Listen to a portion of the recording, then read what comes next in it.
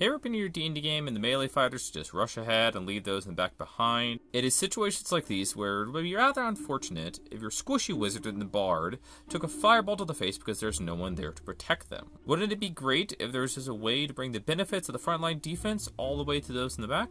Only if there was a way to do this while also angering all the power gamers in a 10-mile radius. Let me introduce you to my latest D&D character concept, the Crossbow Paladin.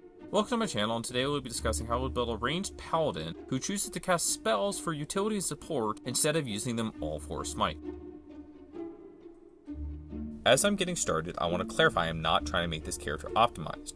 I thought it would be interesting to build a paladin who is designed around not using one of the class's key features, Divine Smite. If you don't already know what this ability is, some people consider it to be the bread and butter of the paladin class. This feature states when you hit a creature with a melee weapon attack, you can expend a spell slot to deal an extra 2d8 radiant damage for the first level spell slot, plus additional d8 for each spell slot higher for a max of 5d8. You also get additional 1d8 damage to the creature's undead or fiend, which makes the maximum actually 6d8. There's a running joke at the D&D community that paladin spell slots are actually called smite slots. I've been to multiple tables where the paladins never cast their spells because they are just focused on doing as much damage as possible and just waiting for that crit.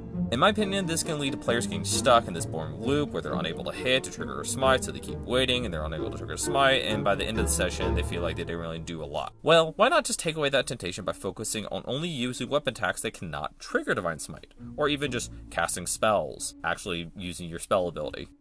Some of you might be thinking, but wait, if I can't cast Smite, then why am I even playing a Paladin? Well, I think I might have figured out a way to make this work.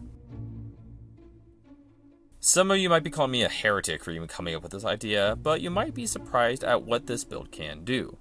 While this concept doesn't have a minimum level requirement for it to work, the key ability I want for this build does require to go at least 7th level in Paladin.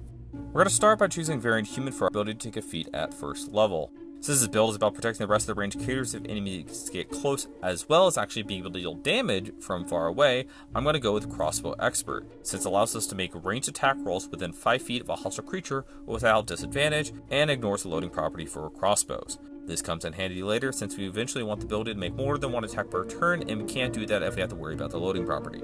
For starting stats, I'm going to put the 2+1s from Variant Human into Constitution and Dexterity.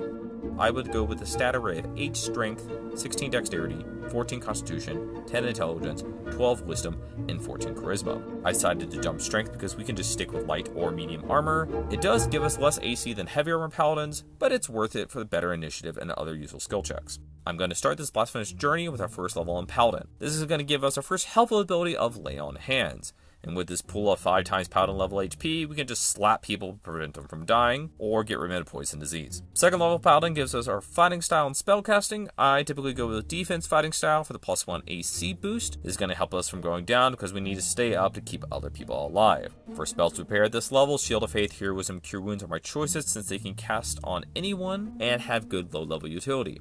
3rd level Paladin is when we get to pick our Divine Oath. For this build, I decided to go with Oath of Redemption. This oath has many options to protect your party and punish those who want to hurt them. The first protection spell we actually get from this oath is Sanctuary, which wards other party members from harm as long as they do not harm others. Because sometimes your healer just needs help when they're pulling arrows out of your dying road mid-combat. Your Channel Divinity isn't too bad either since it deals radiant damage to a creature who just damaged someone else equal to the damage they just dealt if they failed a saving throw or half as a success. Hey, sometimes the Barbarian doesn't want to stop reckless attacking, might as well benefit off it when they get tagged with a crit. 4th level Paladin gives us a first ability score improvement. This time I'm going to go with the Tough Feat for an extra 2 hit points for each level we've already taken, and an additional 2 hit points every level we take in the future. More HP is never bad, and we're especially going to need this in a few levels. 5th level Paladin gives us extra attack. Now we can make 2 attacks per turn when we take the attack action. Normally you can't do this with crossbows, but that's why we took the Crossbow Expert feat. We also get Hold Person from our Divine Oath, which never hurts to have in your back pocket and when you want to stop that Berserker from charging into your wizard. 6th level Paladin gives us our second to last key ability, or Protection. With this, you and your allies within 10 feet of you get a bonus to all saving throws based off your Charisma modifier.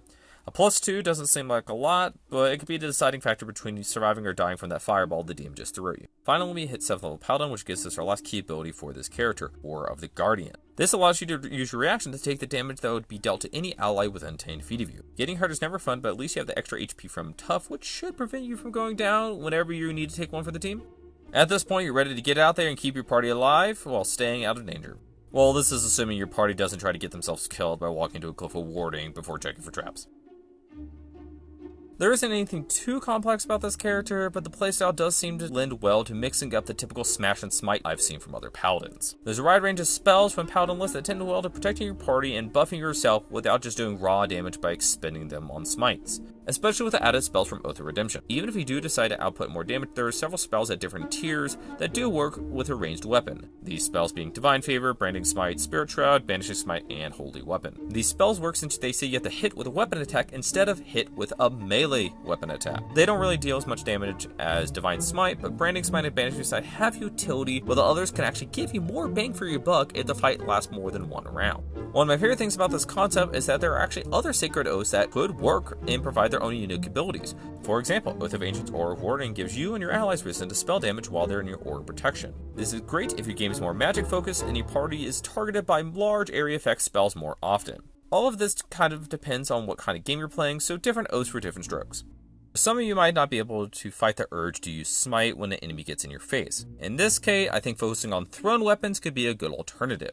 For this, I would use 2 ability score improvements to take the fighting initiative feat for the thrown weapon fighting style, and sharpshooter feat to remove the long range penalty for thrown weapons. Thrown weapons even triggered improved divine smite for an extra 1d8 radiant damage when you hit with a melee weapon. That's actually pretty good since we're not triggering that ability when we're using our crossbow.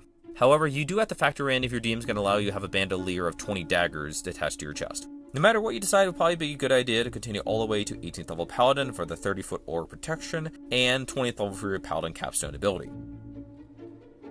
Hopefully you enjoyed this video and found this build interesting. If you have any different ideas of how you build this concept or even suggestions for future builds, please let me know in the comments down below. Thanks and have a nice day.